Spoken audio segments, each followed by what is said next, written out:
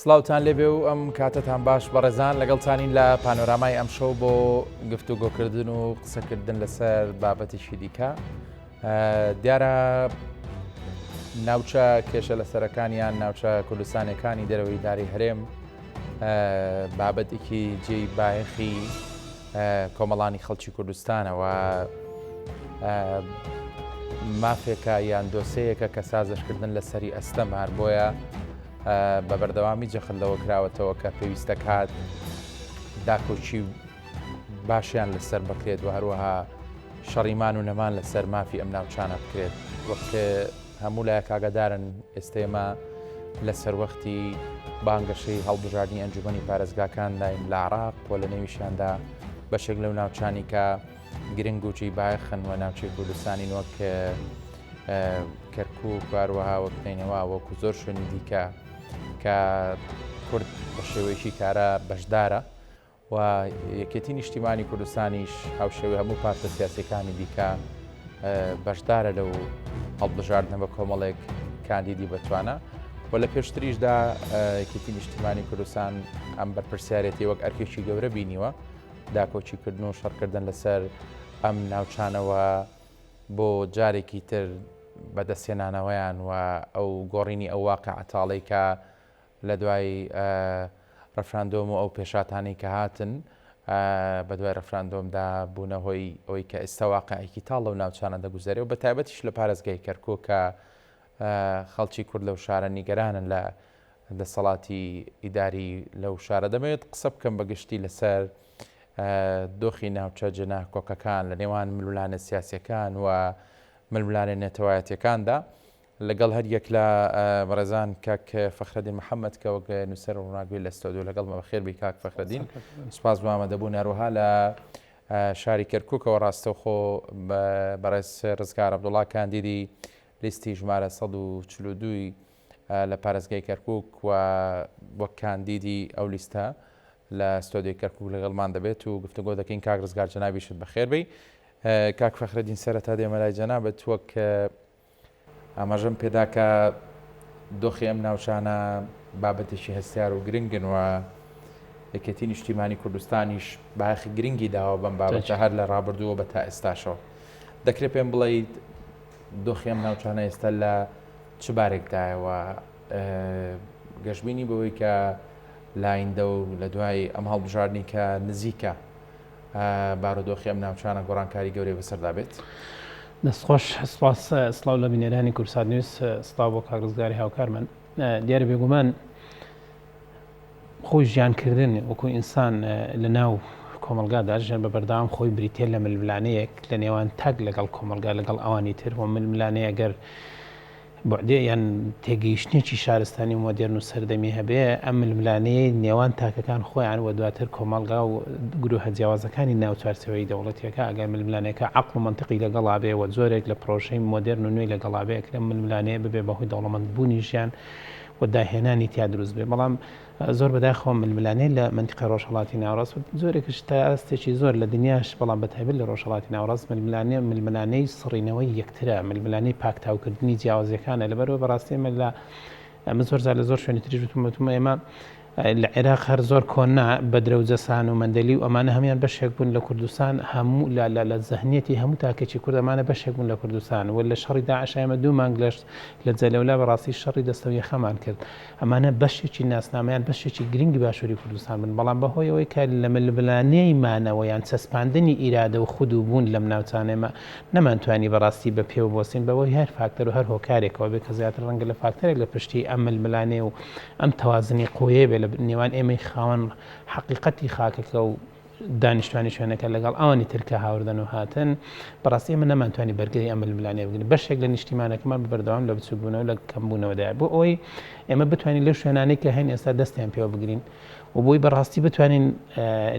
لەو شوێنانی کە تا ئێستا بە ناسنامەکەی خۆی ماوەتەوە ئێمە وەکو کورد زۆر نین تا ئێستا سەرڕای هەموو ئەو ململانە و کێشە مەشاکلانێک هەمانە جگە لە بەدیلێکیان جگە لە میکانزمێک لە بەردەستمانەوەیش میکانزمی مانەوە و خۆ چەسپاندن و بەرگەگرتنی ململانەیەکانە هیچ میکانزم و بەدیلشترمان لە بەردەست نییە. باشترین میکانزمش بۆ ئێمەی کورد لەو ناوچانە ئەم ململانەی هەڵبژاردنانەیە بەڕاستی کاتێک کە ململانەکان بێنە ناو پرۆسی مۆدرن و پرۆسی دەنگدان و دیموکراسی و ئازادی و ڕەنگە مانەوە بۆ ئێمە سەرکەوتن بۆ ئێمە کەوێتە سەر ژمارە زۆر ئاسانتر بێگلۆی مەسەلەن ململانەکان بکەونە ئاستی تونند و تیژی و بگواستنەوە بۆ ئەو ڕاندا بۆی بەڕاستی ناوچەکانی ئێمە ناوچەکانی مادەی سەوچل ناوچەکانی دەرەوەی هەرێمی کوردستان ئەم هەڵبژاردنە زۆر گرنگە و هەڵبژاردن بۆ خۆی هەموو جارێک گرنگە نەکەر ئەم جارە بۆی بەڕاستی ئێمە بەدیلی ئیشکردن و بەدیلی بەڕاستی مانەوە و تێکۆشان و بەدیلی خودسەسپاندنمان نییە و بەڕاستی ئەبێ ئەمە هەموو هاوڵاتی و تاکەچی کورد بزانێ و ئەوانی تری بەرامبەرمان بەداخەوە بە نەهجێک ئیشەکە نەهجی سڕینەوەی ئێمەیە کە ئەمە بەڕاستی کارێکە ڕەنگە تا ئاستێک تا سەرکەوتوو بێتن پاڵان بێ ئێمە نابێت بەڵام ناکرێ ئەمە بەڕاستی بەم شێوازە بڕۆ لەوە چێ مەسەلەن بە نەتیجە تەقینەوەی گەورە ڕووبدا بۆی بەڕاستی ئێمە وەکو تاچی کوردەبێ ئەمەمان لە بەرچاوێ ژیانکردن لەم ناوچانە لە هەر شوێنیشی دینیەوەکو پێشتر ژامەژەم پێکە بریتێن لە ململانەیەشی بەردەوامی ئینسانەکان بۆ خۆیان ئەوان ململانەکان لە شوێنێکە بۆ شوێنشکە گۆڕانکاریان دێ لە سەردەمێک بۆ سەردەمێشکە گۆڕانکاریان بەسەردێ زۆری ململانەی ئێستای ئێمە بۆ ئیسپاتکردنی وجود بۆ گەیشتن بە ناوەندی دەسەڵات بۆ عرزکردنی توانەکانت کەلتورەکەت جیاوازیەکانت و وجودی خۆت ئەمە مەشهدی ململانەکەی کە ئێستا پێداڵم پرۆسی دیموکراسی توە بێ ئێمە بەڕاستی تاوازودێکی بەهێزمان هەبێ بۆی بتوانین ئیسپاتی وجودی خۆمان بکەین.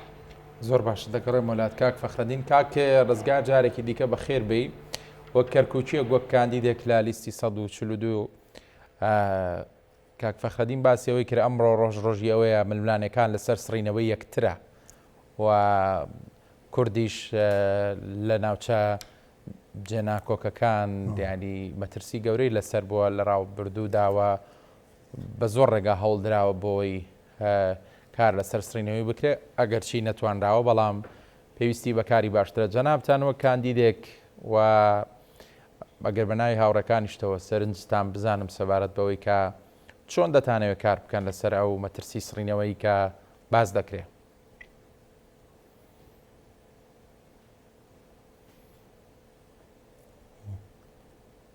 سڵاو لە جۆگرانی کوردستان لوی سڵاو لە هاوڕێکەم سڵاو لێوەی بەڕێزش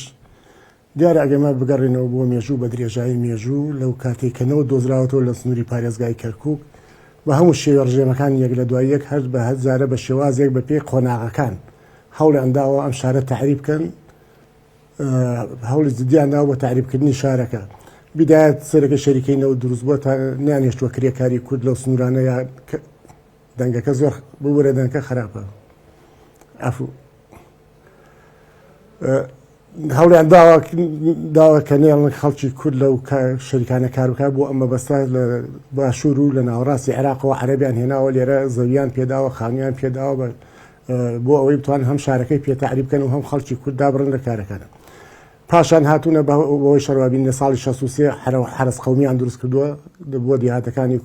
کوردیان کوشتووە ماڵەکانیان تاڵان کردووە بۆی کورد سنوورەکان بەجێ بێڵێ نەتوانێت لەم سنوورانەدا بژێ و لە کەرکوات بمێنێتەوە هەروەها بە بۆنەی تامینکردنی نەوتەوە سەرجەم ئەو دێهاتانەی کە لە دەوری شەریکەی نەوتۆمانە بوو هەمویان ڕاگواستووە دۆربەدەریانیان کردووە لە ساڵی هەفتا بەدواوە ئەبینین هەر خەڵکێکی کورد کە تەخەڕوجی ئەکرد ئەنا لە سلێمانی هەولێردا دەمەزرانیان هێش لە کەرکوو دامەزرێ بۆ ئەوەی خەڵکی کورد لەم شارە نەوێت ئەمە سیاسەتی بەردەوامی تعریب بووە لەم شارە هەتا ئەگاتە ئەم قۆناغانەی دوایی کە گەیشتە ئەنفال و دەربەدەری و هەمومان بینیمان هەموو دێهاتەکانی کوردیان ڕوخان لە شاری کەرکووکە خەڵک بۆی نەبوو کورد بۆی نەبوو بە میوانداریش بێتەوە ئەم شارە ماڵەکەیان هاتن دەوری ماڵەکەیان نەگرت و سواری لۆریەکیان دەکرد و بەرە شارەکانی کوردستانیان ڕەوان دەکرد لە هەولێر و سلێمانی بۆیە سیاسەتی تعریب لەم شارە بە درێژایی مێژوو بەردەوام بووە بەڵام خۆشبەختانە کورد گەلێکی کۆڵنەدەرە گەڵێکی قارەمانە خاچی خۆی خۆشویستووە شارەکەی خۆی خۆشویستووە هەموو کاتێ توانێتی بەرەنگاری ئەم سیاسەتی ڕژێمی بۆ گەنانی یەک لە دوایەکی عێراق بێتەوە هەتاکو گەیشتوتە ئەو ساڵیش دوای ئەو ڕفراندۆمە شومە کە بینیمان 16 ئۆکتۆبری بەدوا دەهات ئەمە ژوای کرد کە دەسەڵاتی کوردی نەمێنێ لە ناو کەرکووکە ئەو سڵتەیەمان نەوێنە بەڵام خۆشبەختانە یەکێتی نیشتیمانی کوردستان زۆر بێرانە شارەکەی بەجێ نێهێشت و لەگەڵ خەڵکەکەی مایەوە تاکو بتوانێ ململانێ بکە و شارەکە بەجێ نێڵێ بۆیە ئێستا ئێمە لەم قۆناغەدا بەرەو هەڵبژاردنە ڕۆین ئەم هەڵبژاردنێکی چارەسازە گەلی کورد دەبێ خۆی بسەپێنێ کە زۆرینەی دەنگ ئێمەین ئێمە خاوەنی شارەکەین هیمەتێکی باش بکەین تاکو بتوانین زۆرینەی کورسەکان بەدەست بێنین و بە دەستور هەموو وافەڕەواکانی خۆمان بگەڕێنینەوە. کاک ڕزگار دەگەڕێم وڵات کاک فەخرەدین ئەوەی کە ئێستا و دۆخی کە تێداین ینی شەڕی دەستە جەمعی دەوێت ڕاستەیەکەتی نیشتیمانی کوردستان هەوڵی بێوچانی داوە لەم بابەتەوە لەسەر ئاستی باڵا کاری گەورەی کردووە و بەڵێنیشی بە جەماوەری خۆی داوە بە خەڵکی کەرکک داوە کە لە دوای هەڵبژاردن گۆڕانکاری گەورە بکەن بەڵام تا چەند پێویستە کاری پێکەوەی لەم ناوچانە لە نێوان لایەنە سیاسی کوردیەکان ئەمە ڕەنگە عمودی فەقەری سەرکەوتنی کورد بێ وەکو پێکهاتێکی سەرەکی وەکو خاوەن ماڵێک لە کەرکک بەتەچێت و کەرکک و ناوچەکانی تری ١30 بێگومان ئێمە ئەگەر بەیەکەوە بین لەوە چێ بۆ معنەویاتی خەڵکی کورد پێکاتی کورد لەو ناوچانەوە کوردستانی دۆستەکان و پێک ئەوانەی کە پشتیوانی لە پرۆسەی پێکەوەژیانی ئاشتیانە ئاکەن هەموو ئەمانە وامە لێکەن ئەگەر ئێمە پێکەوە بین دەتوانین ئیدارەیەکی مەدەنی ئیدارەیەکی سەردەمی ئەو تۆ دروستکەن کە هاوڵاتی ئەو شارە گشتی بەیەکەوە بەڕاستی مستەفید بێت لە دەسەڵاتێکە بەڕاستی ڕەنگە دەسەڵاتی تەفەرقە خواز و دەسەڵاتی شۆڤێنیزمی نەتەوەی ئیتر مەزهەبی ئاینی هەرێکێک لەم دەسەڵاتانە بە نەتیجە خزمەتی هیچ یەکێک لە پێکاتەکان ناکە ئەو پێکاتەی کە یان ئەو هێزیان ئەو حکوومەتەی کە نەرایەتیان لە ژێر خیتابی تونڕەویدا حاکمە تەنانەت پێکاتەکەی خۆشی تووشی زەرمەندی بێ بۆیە هێزە کوردستانەکان بەگشتی زەرورە لە چوارچەوەی پرۆژێکی نێتەوەی حتمما ئێستا کاتی هەڵبژاردنە جیاوازەکان زاختر دەرەکەون بەڵام دیسان لە کاتی هەڵبژاردننی حەقی ئێمە ئێسخەنیەکتر نشکێنیت و بەڕاستی ئەوێ ئێمە لە چوارچەوێکی زۆر عقلانە و شعوری تاچی کوردیش لە منتیقانە بریندار نەکەین بە نەتیجە چی ئێمە ئەبێ پێکەوە یشکەن هیچ دەرفەتمان لە بەردەست نییە ئێمە 15 کورسیمان لە بەردەستە لە کەرکووکە ئەم 15 کورسیە ئەگەر کورد بتوانێت 8 کورسی بێنێت تەبعا زۆر گرنگە و لە 8 زیاتر ئەگەر بێنێت گرنگتری شەبەزە بێ کورد لە 8 کەمتر نێنێ لەم حالەتە ئەم 8 کورسی ئەگەر ئەمانەیەکی ئێستا لیستەکانی ئێستا کاململانەی ئەم 8 کورسی ئەکەنەگە بە نەتیجە یەکێکیان یەک و یەکێکیان یەک و یەکیان 6 بێنێ ئەم 6 ئەم 8 ئەبێ هەر کۆبنەوەی بتوانن زۆرینە پێک بێنن چێگە زۆرینە پێک نێنەوە و عینادەی دوای 16 ئۆکتۆبەر کە کورد ئەیتوانی بۆ خۆی مەحافظێ دابنێ بەڵام عینادە سیاسیەکان و ناکۆکیە سیاسیەکان ئەم دەرفەتان لە دەست کووردا ئەگەر دوای هەڵبژاردنیش ئەم عینادە سیاسی جارێشکە بێتەوە کورد ڕەنگە ناتوانێت جارێکی تر ڕەنگە ئەو کاتە مەسەلەن هێزێکی سیاسی بۆ نمونە یەکێتی نیشتیمانی ئەگەر 7 کورسیش بێنێ هەر ناتوانێت بەڕاستی بەتەنها حکومەت ڕەنگە ئەگەر بێتە سەر ئاستی لیستی براوە محافظ بێت حسی لیستی براوە ئەمە مەوزوعێکە بەڵام دیسان تێپەڕکردنی پرۆژەکان تێپەڕکردنی ئەنجومەنی ئایندەی محافظەی کەرکووک و محافظەتەکانی عێراقیش خاوەن دەسەڵاتە بن بۆ هەموو ئەو خزمەت گوزاریانەوە ئەو حیسانەی کە هی تەعیناتە بێت لە چوارچەوەی محافظەکە ینی حکومەتێکی چۆنەڵەن ناوخۆیی بچووکراوەیە کە بەشێکی زۆر لە دەسەڵاتەکانی لەبەردەستە بێ بۆی ئەم حکومەتە گرنگە و ئەم دەسەڵاتی تەنفیزیە ئەم دەسەڵاتی چاودێریە کە ئەنجومەنی محافظەوە سەرۆکی یەکە ئیداریەکە شەڵەبژێرە زۆر گرنگ و کاریگەرە ئەگە کورد پرۆژەی نەبێ هێزە سیاسەکان پێکەوە ئیژنەکەن لەو ئەچێت جارێک ترێمە دەرفەتمان لەدەستێتەوە بۆیە دەبێت لە ئێستاوە قەزەی نەتەوەی قەزەی شار قەزەی خزمەتکردنی هاوڵاتی زۆر لەسەرەوەی بەڕاستی ئەژندا حیزبی و ڕقە حیزبیەکانیش بێ ئێمە بەشێک لە دەستکەوتە لە دەستەکانمان ڕەتی بۆ ڕقە حیزبیەوە بۆکە نەمانتوانێت پێکەوە ئیشکەین ئەگەر ئەمە تێنەپەڕێنین ڕەنگە ئاڵێم زەرەری گەورە بکەین بە نەتیجە ئەمانە زۆر گرنگن و پێویستن و بەڕاستی زەرورە خۆمان بە خۆمان دەبچنەوەی ناوچەکەی ئێمە لەبەردەم کوڵان و گۆڕانکارێکی گەورەیە ئەگەر ئێمە باش یاری نەکەین و گەر باش دەست بە چارەنووسی خۆمان و پێکاتی خۆمان و ژماری خۆمانەوە نەگرین دەواتێت لە گەمەیەکی گەورەی ناوچەیدا ئەوەی هەمانە بە هەرێمی کوردستان شۆ لە دەستمان چێکی هەر کەسێ پێی وابێ کەرکوشی بدۆڕێنی یان کەرکک بگاتە قەڵغان بۆ ئەوی لە هەولێران لە سلێمانی بە ئارام دانیشی ئەمە هەڵەیەکی گەورەیە بەڕاستی کەرکک محوەری پێشەوەی شەرقبوونی ناسنامەی کوردە لە باشووری کوردستان کەرکک محوەری پێشەوەی پاراستنی قواری کوردە لە باشووری کوردستان ئەم محوەری پێشەوەی ئەم سەنگەری پێشەوەی ئەم شورایە باش نەپارێزی هەرێمی کوردستان نامینێ بۆیە هەموو هێزە سیاسەکان زەرورە لەسەر ئەوە کۆک بین دوای هەڵبژاردن باش پرۆژەدانین باش بەرنامەدانین باش یەکتر بخوێنینەوە بە پێی حەزمی خۆمان مشارک بین لە دروستکردنی دەسەڵاتی خۆجێتی کەرکک و هەموو ناوچەکانی تریش باش کاک ڕزگار دیارە گومان لەوەدا نیانی لە هەموو دۆخ و سەردەمێکدا ململانەی سیاسی هەیە و هەر پارتێکی سیاسی شەڕ بۆ ئەجێندای سیاسی و بۆ بیر و باوەڕ و ئایدۆلۆژیای خۆی دەکات بەڵام لە ئێستا و لەم دۆخەی کە کەرکووکی تێدایە کە دیارە کە دەڵین کەرکک هەموو ناوچە جێناکۆکەکانی دیکەش لەگەڵیدا هی ئەوەیە کە بۆ نمونە پارتە سیاسیەکان ململانە سیاسیەکانیان لەگەڵ بەرامبەرەکانیان لەگەڵ ڕکابەرەکانیان بەرنە ناو ئەم بارودۆخەیان کەرکووک و ناوچە جێناکۆکەکان لە دەرەوەی ململانەکانن ینی پێویستە ئەو ڕقە سیاسی کە کاک فەخرەدینیش باسی کردیانی فەرامۆشی بکەین بۆ ناوچەکانی دیکەوە بۆ بارودۆخەکانی دیکەانی پێت وایە دەبێت لە کەرکووکە ئەگەر چی لە چوارچێوی لیستێکیش دانینیاوە بە چەند لیستێک لایەنەکان بەشدارن نانی پێویستە ئەو ڕقە فەرامۆش بکرێ.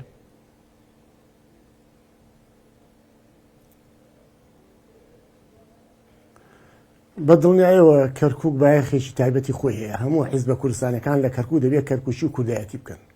ئێمە بینیمان سەیستا هەرێم کە ئەو نەیاریە ئەو ناکۆچیە کە لە هەرێم دروست بووە قەواری هەرێمی چەند بچووک کردوتەوە خەریکە هەموو دەسەڵاتەکان لە دەسەدا بۆیە پێویستە لە کەرکووک هیچ خیارێک لە پێشمان نییە. هەموو حیزبە سیاسیەکان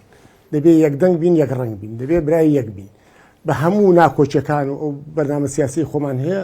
دەبێ بخێنە پشتۆ وەک برا ئیستا نەمانتوانی بە لیستێک دابەزین لە پارێزگای کەرکووک بەداخەوە لەو یەکێتی نیشتیمانی کوردستان تا دو کات هەوڵی خۆی داکەوەی بە یەک لیست دابەزین بەڵام ئەومان پێ نەکرا بۆیە پێویستە کە لە دوای هەڵبژاردن یەکدەنگ بین ئەگەر لە لیستێکش نەبی با برابین بەیەکەوە کار بکەین کەرکووچەکان دەبێ هەست بەوە بکەن بارودۆخی کەرکووک لە چ ئاستێکایە ئەوەی زەرمەندە کەرکووچەکانە ئاوارە بوونماندی دەربەدەریمان بینی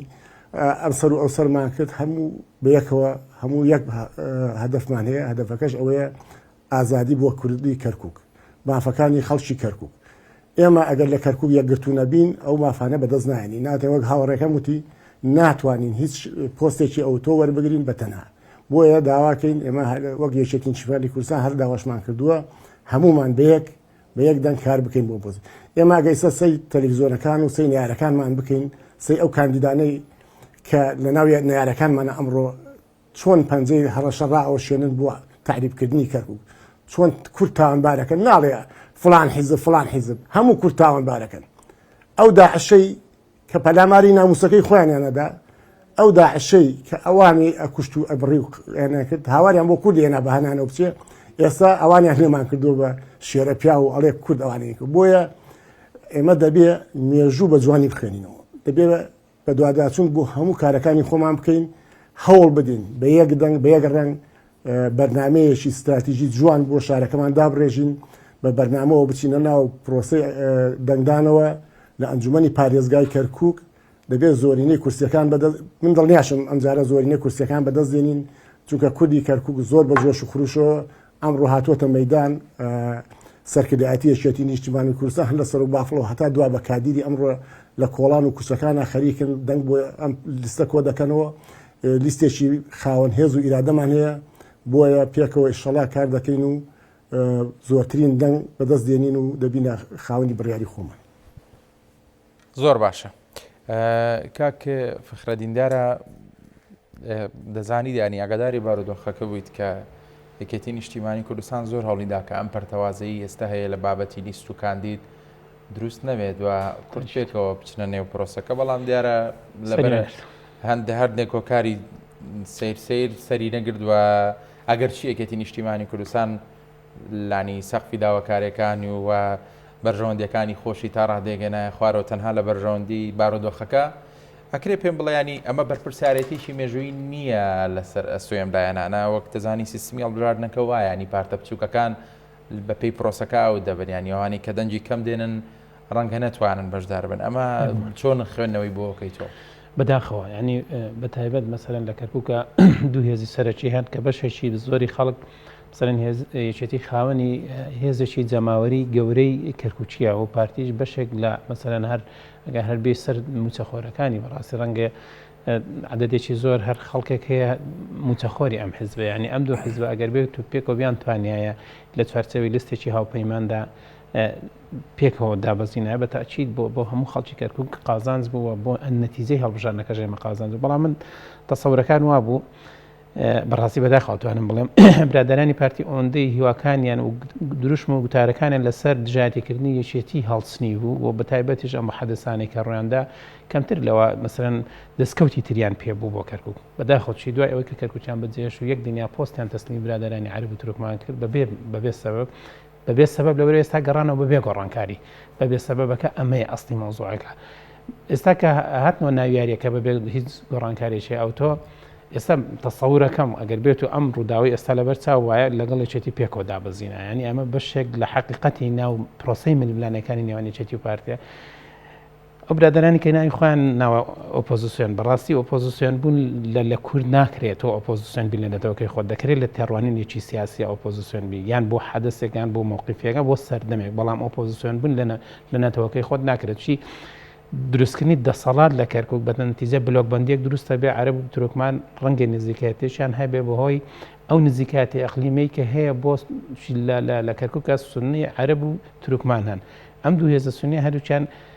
ئاراستەیەکی ئەقلیمیان هێزێکی ئەقلیمی ئاراستیانەکە ئەم هۆکارن ئەقلیمیە وایە کە ئەم دوو هێزە پێکەوەن بە نەتیجەی خۆ ناکرێت هێزە کوردیەکانیش هەر بە منطقی دژایەتیکردنی یەکەوەی وەک لێرە ئەیکەن لە کەرکووک جواب بکەن، یعنی دوو ناوچەی جیاوازە، دوو زەمینەی جیاوازە بێت، دوو عەقڵێتی جیاوازشی بۆ هەبێت. ئەگەر ئەم هێز ئەم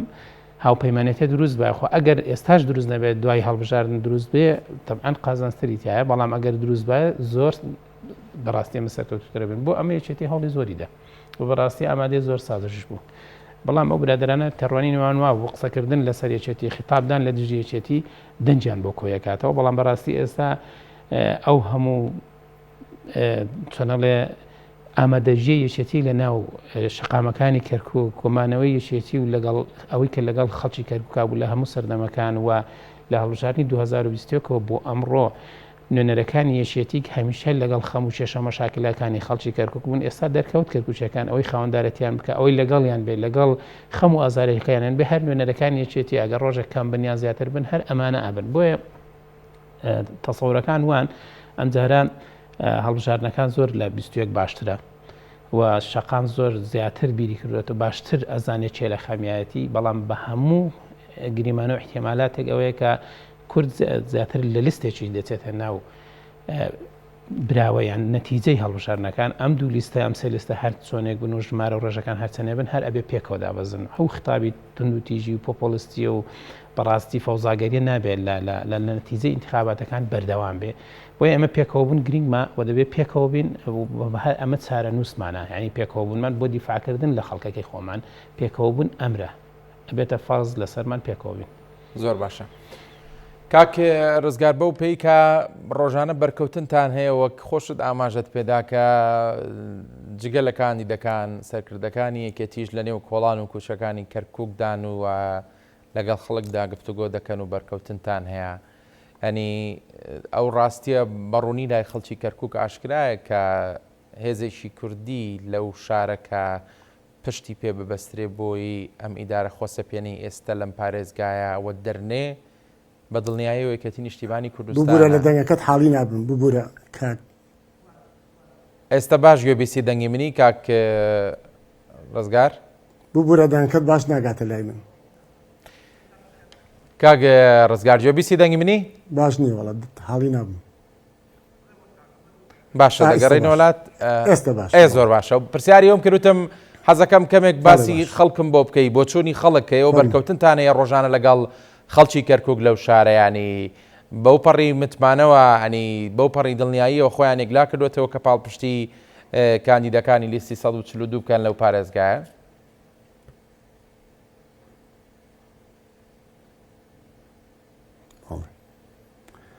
من ئێمە ڕۆژانە چەندین ماڵەگەڕین چەندین شوێن و کۆبوونەوە ئەەکەین بەڕاستی زۆر جێ دڵخۆشیە کە ئەو جەماوەرە دڵسۆزە ئەو خەڵکە خۆشەویستە یەکێتی نیشتیمانی کوردستانە دینی بەو جۆش و خۆشەوە پاڵپشتمانەکەن سەر ڕای هەموو کەم و کوڕەکان ئەوان هەر خۆیان لە پێناوی کەرکووکە ئامادەن قوربانی بدەن و بێنە سەر سنووقای دەنگدەن. من لێرە پامێکشم بۆ هەموو لایەنگرانی حیزبەکانی ترێت چونکە بە پێی خاسی مشتێکی ئەو هەڵبژاردنە پێم وایە لە 35,000 تا 45,000 دەنگ ئەگەنەیەنن هەموو دەنگکانیان نەستوێ. بۆیە بۆ ئەو دنیا و بۆ ئەم دنیاش گوناهبارە بن حەق وایە دەنگ بدەن بەو لیستەی کە ئەزانن سەر دەکەوێت. ئێمە حزبی وایە 5 لیست دابەزیەوە پێم وایە حزبی وایە ڕەنگە 500 دەنگ نێنێ گوناحی ئەگات یعنی ئەو خەڵکە گوناحی چێ ئەم دەنگی خۆی بە فیڕۆ بدا دەنگ نەدا بە لیستێکی براوە. بۆیە داوا لە هاوڵاتیانە پێم وایە لە هاوڵاتیان زۆر هوشیارن بە جۆری ئەوەی ئەگەڕێم بە ماڵەکانە بە شوێنەکانە کوچە کۆڵانەکانە لیستی 142 پشتیوانێکی زۆری لێ ئەکرێ. هیواداریشم هەموو ئەو برادرانی کە تۆزە نەیاریشن لەگەڵمانە هەر بێن دەنگ بە لیستەکەی ئێمە بدەن بۆ ئەوەی لیستەکەمان دەنگێکی باش بێنێ یەکێتی نیشتیمانی کوردستان هەر لە هەوڵەوە تا ئیمڕۆ خۆی بە خزمەتکاری جەماوەر زانیوە داکی کۆکەر بۆ لە پرۆژەکان لە خزمەتکردن لە گەنجان لە هەموو سێکتەرەکاندا خۆی کردوتە قوربانی بە درێژایی مێژوویەکێتی نیشتیمانی کوردستان قوربانی ئەوە بووە لەگەڵ نەیارەکانە قەت ئامادەنەوە دەستێکە ئەجندەی دەرەکی جێبەجێ بکە بۆیە ئیشەڵا هەمومان بەیەکەوە ڕۆژی دەنگدان هەژدەی مانگەکەین بە کەرنەڤاڵێک.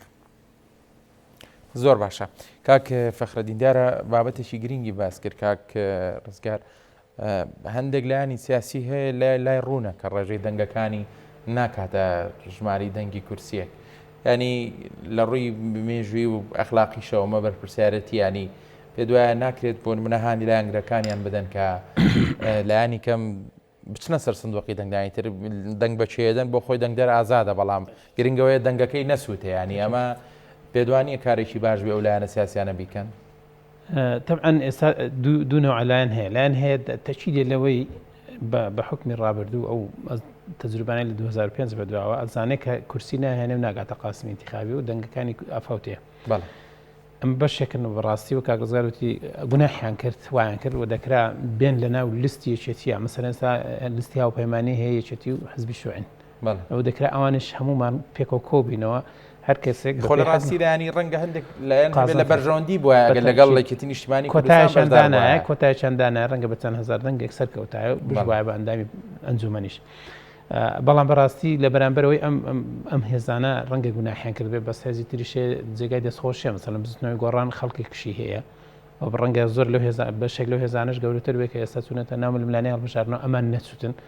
کە نەچوونە دەنگ دەرەکانی خۆشیان وەکو ئەو برادەرەی کە ئەو ڕۆژە لەگەڵ لە دیدارەکان لەگەڵ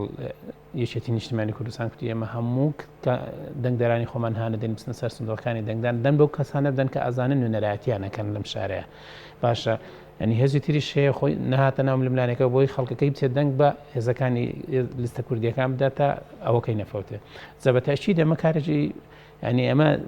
ئەمە ژمارەیە ڕقەمە ینی خۆ بەدەست ئەمە ئەوە نییە بڵێ فالگرتنەوە بێ یان خۆزگە بێ یان هیوایەت بێت تۆگەن نتوانی ئەم ڕقەمە ئەم سەقفە تێپەڕێنی دەنگەکان تەسووتەیە کە دەنگکانن هەموو جارێکەمە جارەکەتی نزیکی 30,000 دەنگمانێمە لە کاک و فەوتا 2010 30,000 دەنگی کورد فەوتا و ئەم جارەشان چەند 2010 زۆر لە ناوەقعەکە و ماگادار بوو ئەم جارش چەند هزار دەنگێک مافەوتە بۆی ئەم دەنگانە ئێمە ڕەنگە مەسەلەن خەڵک هەبێ بڵێ باشە خۆ عارەب و تورکمانەکانیش مەسەلەن چەند لیستێکیان هێوانیش دەنگیان نەفەوتەیە معدەلی ناوچەکەی ئێمە ململانەی نەتەوایەتی لەم سنوورەی ئێمە بەڕاستی بە نسبەت منێکی کورد کە بەڕاستی پشتیوانێکی سەرکی ئەوتۆم نیە لە ڕووی ناوچەیەوە و لە ڕووی نێودەوڵەتی شۆڕنگە بەرژەوەندەکان بە بەردەوام گۆڕانکاریان کە پشتیوانی لە ئێمە کرێ من جیاوازیم هەیە لەگە عەرەبێکە بەڕاستی عەرەب ڕەنگە مەسەلەن نسبەکەی بەرز و نسمشکا بە نەتیجە عەرەب و پشتیوانێکی بەهێزی ناوچەی و نێودەوڵەتی هەیە بەڕاستی ڕەنگە ئەمانە وای لێ بکەن ڕەندزار بە حەزمێکی کەمیشەوە قوتی دەسەڵاتی زۆریان نابێەوەکەوەی کە ئێستا گۆڕانکاریەکان ڕوویاندا ئێمە لە 2005 تا ئێستا هەمیشە 50 زایدێکی دەنجی کەرکووک بووینە بەڵام بۆچی نیانێشتە ئێمە سوڵتەن کەرکووکمان بە باشی لە دەست بێ من فاکتەری ناوچەیی و نێودەوڵەتیە کە ناهێت لێ کورد سوڵتەی بێت کاتێک کە تۆ نسبەکەشت دایە بەسێ و کاتە هەموو شتەکان دەچێتە دژی بەرژەوەندەکانیتەوە بۆیە زۆر زەرورە حیزبەکان هێزە سیاسەکان ئەوانەی کە ئەزانن دەنگدانن ئێستا دەتوانن بەڕاستی تا ئێستا دەتوانن هانی دەنگدەرەکانی خۆیان بدەن دەنگەکانیان نەفەتچێک ئێمە بەڕاستی لە کەرکووک لە ململانەیەکی نێتەوەیی داین و لە ململانەی چەسپاندنی وزوو داین بەڕاستی ئێمە لە دۆخێک داین هەر پاشەکشەیەکی ژمارە لە کەرکووک هەر پاشەکشەیەکی ژمارە لە کەرکووک بۆ کورد لە کەرکووک مەترسیدارە و هەر مەترسێک بێتە سەر کەرکووک مەترسیە لەسەر سلێمانی لەسەر هەولێر پێشبینیەکەی ئەو لایەنانە ئەم کارە بکەن ئەوانەی کە چونتە ناو منافەسەکە و ململانەکان بە هیچ شێوێنە بەس ئەوانەی کە نەچوتن بە تەکید ئەوانە دەنگەکانیان بۆ کورد دەبێت و ئیتر لە کوردیشە بە تەسەوری خۆیان کامیان لە هەمیان باشتر بە پیان وابە تا ئێستا چێ پارێزگای لە کەرکووک و لەگەڵ خەم و ئازارەکانی خەڵکی کەرکووکە دەنگ بۆ نادەن باشە کاکە ڕزگار دیارە گومان لەوەدا نییە خەڵکێک لەو شارەدا هەیە کە ڕەنگە لە پێگاتی کوردیش نەبێ بەڵام باوەڕی بە ئایدیا بۆ چوونی یەکێتی نیشتیمانی کوردستان هەبێەوە باوەڕی بەوە هەبێت کە ئەوە کە خزمەت بەو شارە دەکات یعنی ئەوەندەی کە تۆ زانەریت هەبێ جگە لە پێگاتی کورد لە پێگاتەکانی دیکەی کەرکووک کێنەوانی کە دەیانەوێیانی متمانی خۆیان بە لیستەکەیەوە ببەخشن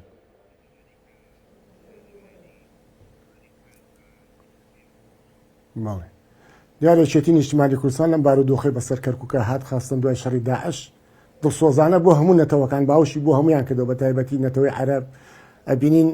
بێشیر کاتێک کە داعش پەلاماریدا و خەڵکەکەی لیان شەید کرد یەکێتی نیشتیمانی کوردستان و پێشمەرگەی یەکێتی نیشتیمانی کوردستان بوو چوو پارێزگاری لیان کرد و گەڕانیانەوە پێشترش ئەو دێ لەسەر دەستی بەڕێز مامزەلال ئاوادان کرایە و پارەی خزمەتگوزاری پێشکەشیان کرد بۆیە بەشێ زۆر لە تورکمانەکان من قەنعاتەوە من ڕەفیقی خۆشم هەیە هەم دۆست و ناسیارم هەیە ئەڵێن دەنگە دێن بە لیستەکەی هاوپەیمانی 142 وهروە برا عەرەبەکانش هەندێکی ئەوانەی وەفایان هەیە ئێمە عەرەب بکەینە دوو بەشەوە لەبەر بەشێکیان شۆڤینی و فاشستن لەوەتی هەندژی کورد و هیوایەتیان داگیرکردنی زەوی کورد و دەرکردنی کوردە لەم شارە بەڵام بەشی کەش هەیە خەڵکێکی ڕەسەنی ئەم شارن دۆستی ئێمەن لە کاتی خوێندنگاکان لەگەڵمان بوونە لە دایرەکان لەگەڵمان بوونە لە کاتی کۆڕەوەکە هاوکاریان بووینە ئەوانە پێم وایە بەشێکیان دەنگە دەن بە ئێمە هاوکارشمانن پێشیان خۆشە کورد دەسەڵاتدار بێت لەم شارەیە چونکە کورد هەمیشە ئێمە هەر ئەڵێن برا عەرەبەکان برا تورکمانەکان بەداخەوە شۆبینەکان هەروان ئەڵێن ئەمانە دوژمنی عەرەبن و هەوڵەدەن دژمنایەتی و ڕێگەسپەرستی لەم شارە تۆیە بچێنن بۆ ملەتی ئەم شار ئێمە لە ساڵی هەفتاکان ئەگە سێ شاری کەرکووکەین ڕەنگە یەکێکە لە جوانترین شارەکانی عێراق هەمووان پێکەوە ژیان وەک برا هەموو نەتەوەکان پێکەوە ئەژیان کورد عەرەب مەسیحی هەموو ئاینەکانی تری بەڵام لەداخەوە لە دوای ساڵی هەشتا هۆست کە تعریف دەستی پێکرد لە باشوورەوە هەرچی کێوەلی و خەڵکی نەفزنزمی شارەکانی جنوب و ناوەڕاست هەموو هێنانە ئەم شارە سیمای شارەکەشیان تێکدا ئەخلاقیەتی شارەکەشیان گۆڕی بۆەوەی بتوانن لە پاشە ڕۆژان سەیتەرەکەنە سەر شارەکە بەڵام کورد هەمیشە هەوڵی داوە برایەتی بپارێزێ ئێمە ئێستا و ئەو کاتە شەر پیاماتەوە ئێوە برای ئێمە لە وڵاتێکین بەیەکەوە ئەژین لە شارێکا بەیەکەوە ئەژین بە برایەتی و بە خۆشەویستی ئەتوانین ئەمنی شارەکەمان پارێزین ئەتوانین خزمەت بە شارەکەمان کەین ئەتوانین پرۆژە زیاتر بین لە شارەکەمان ئێمە ئەگە سبەینە لە ئەنجومەنی پارێزگای کەرکووک هەموو نەتەوەکان بەیەکەوە خەڵکێکی باش و خەڵکێکی ڕۆشن بیر بێ ئەتوانین ئەو کاتە هەوڵی زیاتر بدەین بۆ خزمەتکردنی شارەکەمان بۆیە بەشێک لە برا تورکمان و عەرەبەکانش لەم نیەتە تێگەیشتون ئێستا ڕەنگە پاڵپشتمان بن قەناعەتم وایە ئەوانش هەنێکیان وەک شۆبینیەکان بیر ناکەنەوە و لەگەڵ ئێمە بن کاکە ڕزگارانی ئەمە وەکو کۆتا قسە هەر بۆ جەنابدانی ئەوەی کە ئێستا تێداین بانگەشەیەوە بانگەشەش هەموو جۆرێکی تیاوە هەندێک لەوە چاودێرەکانی وەک جۆرێک لە تای پێش هەڵبژاردن دەیبینن ینی هەر لایەنێک دەیەوێت بەو ڕێگای کە خۆی دەیەوێت بەو ڕێگای لایەنگرانی ڕابکێشێ بۆ سندوقەکانی دەنگدانانی ئەو بانگەشەی کەیەوە دەیکەن لە کەرکووک لە چوارچەوێ و پرەنسیبانایە کە کۆمیسیۆنی هەڵبژاردنەکان دایناوە و سەرنجت چییە لە سەرەوەی کە هەندێک لایەنی دیکە بانگەشەکانیان بەو ئاراستەیە دەکەن کە بەرامبەرەکەیان بشکێنن یان لەکەداری بکەن لە پێناو خۆیاندا